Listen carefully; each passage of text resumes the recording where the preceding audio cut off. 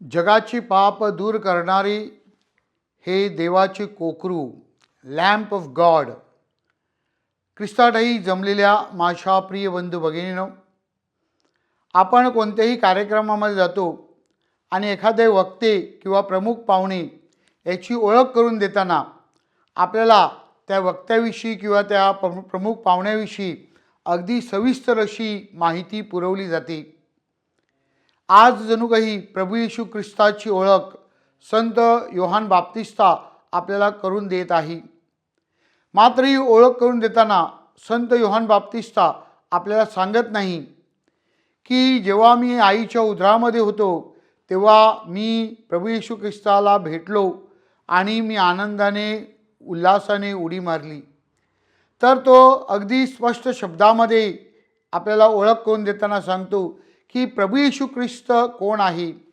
परमेश्वराने ज्याप्रमाणे त्याला सांगितलं होतं की जगाचं पाप दूर करणारं हे कोकरू, तशा प्रकारे जणू काही प्रभू येशू ख्रिस्ताची ओळख योहान बाप्तिस्ता आपल्याला करून देत आहे. योहान बाप्तिस्ता आपल्याला सांगत आहे की प्रभू येशू ख्रिस्त कोण आहे. कबूतरच्या रूपाने पवित्र आत्मा त्याच्यावर अवतरला हे त्याने पाहिलं. परमेश्वराची वाणी त्याने ऐकली आणि म्हणून तो अगदी आनंदाने प्रभू येशू ख्रिस्ताची देवाचा पुत्र म्हणून, मसीहा तारणारा म्हणून ओळख करून देत आहे. माझ्या प्रिय बंधू भगिनीनो, आज योगायोगाने आपण प्रापंचिक रविवार साजरा करतो, परंतु त्याहीपेक्षा आपण पाचारण रविवार साजरा करतो. परमेश्वराची वाणी आपल्याला ऐकू यावी आणि परमेश्वराचं कार्य करण्यासाठी आपण पुढे यावे, यासाठी पाचारण रविवार आपल्याला प्रेरणा देणार आहे. पहिल्या वाचनामध्ये यशाया संदेशाला परमेश्वर सांगत आहे की त्यांनी यशाया संदेशाला कशा प्रकारे निवडलं आणि परमेश्वराची शोभा वाढवण्यासाठी, प्रेषितीय कार्य करण्यासाठी त्याला नेमलेलं आहे. आजच्या दुसऱ्या वाचनामध्ये करिंथीकरास लिहिलेल्या पत्रामध्ये संत पॉल आपल्याला सांगत आहे की कसं त्याची निवड झाली होती आणि देवाचं कार्य करण्यासाठी तो पुढे आला. शुभवर्तमानामध्ये देवाचं कोकरू म्हणून, मसीहा म्हणून, देवाचा पुत्र म्हणून प्रभू येशू ख्रिस्ताची निवड झाली होती. तशाच प्रकारे ईश्वरी कार्य करण्यासाठी परमेश्वर आज देखील अनेक तरुण तरुणींना पाचारण करतो, बोलावतो, त्यांना साथ घालत आहे. त्यांना परमेश्वराची ओळख करून देणे आणि त्यांना परमेश्वराच्या पाचारणाला होकार देण्यासाठी जणू काही त्याला सामर्थ्य देणे हे आपल्या प्रत्येकाचं कर्तव्य आणि कार्य आहे. आणि म्हणून आपल्या तरुणांसाठी, आपल्या मुलांसाठी आपण आज विशेष प्रार्थना करूया. त्यांच्यासाठी आज परमेश्वराकडे विनंती करूया. परमेश्वराची हाक त्यांच्या कानावर यावी आणि परमेश्वराची इच्छा काय आहे ते जाणून घेण्यासाठी स्तोत्रकाराप्रमाणे त्यांना कृपा आणि शक्ती लाभावी आणि त्यांनी परमेश्वराच्या इच्छेला, परमेश्वराच्या वचनाला होकार द्यावा आणि ईश्वरी कार्य करण्यासाठी पुढे यावे.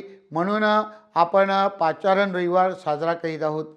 ह्या पाचारण रविवारच्या निमित्ताने आपल्या सर्व धर्मगुरू, धर्म भगिनीबद्दल, ब्रदरांबद्दल, व्रतस्थांबद्दल देवाचे आभार मानूया आणि अनेक तरुणांना ही ईश्वरी कार्य करण्यासाठी, देवराज्य प्रस्थापित करण्यासाठी ईश्वरी जो बोलावत आहे त्याला प्रतिसाद देण्यासाठी या तरुणांमध्ये, आपल्या मुलांमध्ये धैर्य आणि शक्ती निर्माण व्हावी म्हणून आपण प्रयत्न करूया.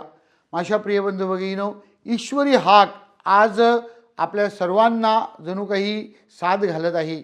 त्याला आपण प्रतिसाद देण्यासाठी ती हाक आपल्याला ऐकू आली पाहिजे आणि म्हणून ती हाक ऐकू येण्यासाठी तसं आध्यात्मिक वातावरण आपल्या कुटुंबामध्ये, आपल्या गाव परिवारामध्ये, आपल्या धर्मग्रामामध्ये आपल्याला निर्माण करावं लागेल की जेणेकरून आपल्याला हा आवाज जो आहे, ईश्वरी आवाज, तो ऐकू येईल आणि मग त्याला प्रतिसाद देण्यासाठी मदत होईल.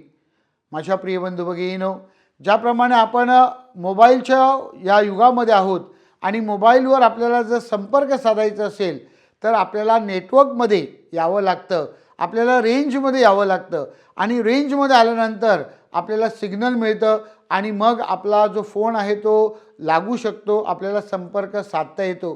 त्याचप्रमाणे आपल्या मुलांना, आपल्या तरुणांना आज आपण ईश्वरी रेंजमध्ये आणण्याचा प्रयत्न केला पाहिजे. या ईश्वरी रेंजमध्ये आणल्यानंतर निश्चितच त्यांना परमेश्वराशी संपर्क साधण्यासाठी, परमेश्वराशी संवाद साधण्यासाठी आणि परमेश्वराचा आवाज ऐकू येण्यासाठी, त्याची इच्छा जाणून घेण्यासाठी मदत होणार आहे आणि त्याद्वारे परमेश्वराच्या हाकेला होकार देण्यासाठी त्यांना शक्ती आणि सामर्थ्य प्राप्त होणार आहे. माझ्या प्रिय बंधू भगिनींनो, ईश्वरी कार्य खूप मोठं आहे आणि म्हणून ईश्वरी कार्य अनुभवण्यासाठी आपण आपल्या ज्या स्वतःभोवती कुंपणं घातलेली आहेत किंवा जे सुरक्षिततेचे कवच आपण तयार केले आहेत त्यामधून आपल्याला बाहेर पडावं लागेल. जेव्हा आपण त्यामधून बाहेर पडतो आणि बाहेरच्या युगामध्ये, बाहेरच्या दुनियेमध्ये, जगामध्ये आपण वावरण्याचा प्रयत्न करतो, तेव्हा निश्चितच आपल्याला पाचारणाचं जे महत्त्व आहे ते कळू लागतं किंवा पाचारण आपल्याला समजू शकतं.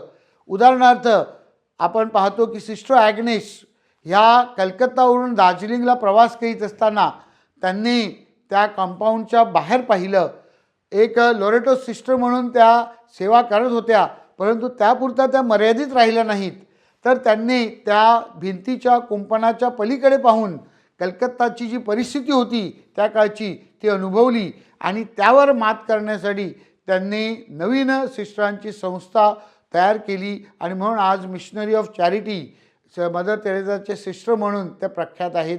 माझ्या प्रिय बंधू भगिनींनो, अशाच प्रकारे आपल्या कुटुंबाच्या, आपल्या स्वतःच्या कुंपणाच्या किंवा सुरक्षितेच्या पलीकडे जाऊन समाजामध्ये जे प्रश्न आहेत, समाजाचे जे समस्या आहेत त्या आपण पाहायला शिकले पाहिजेत, त्याकडे आपला आवाज वळवला पाहिजे आणि त्या वाणीद्वारे, त्या दृश्याद्वारे ईश्वर जो आपल्याला बोलावत आहे सेवाकार्य करण्यासाठी, त्याचं मिशन कार्य करण्यासाठी, देवराज्य प्रस्थापित करण्यासाठी त्याला आपल्याला प्रतिसाद देता येईल.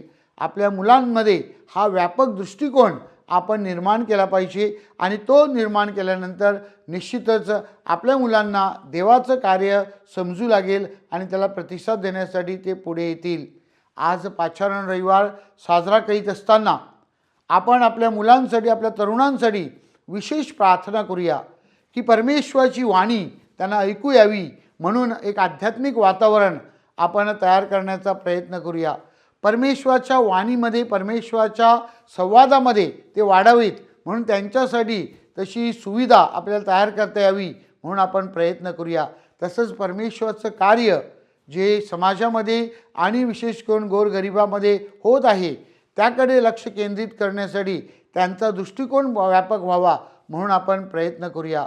या पाचारण रविवार निमित्ताने ईश्वराचा आवाज आपल्या तरुणांना प्राप्त व्हावा आणि प्रभू जो जगाची पापे दूर करणारा मेंढरू आहे त्याला प्रतिसाद देण्यासाठी, देवपुत्र प्रभू येशू ख्रिस्त ह्याच्या हाकेला होकार देण्यासाठी त्याने पुढे यावे आणि देवराज्य प्रस्थापित करण्यासाठी, मिशन कार्य करण्यासाठी त्यांनी आपल्याला समर्पित करावे म्हणून आपण विशेष प्रार्थना करूया.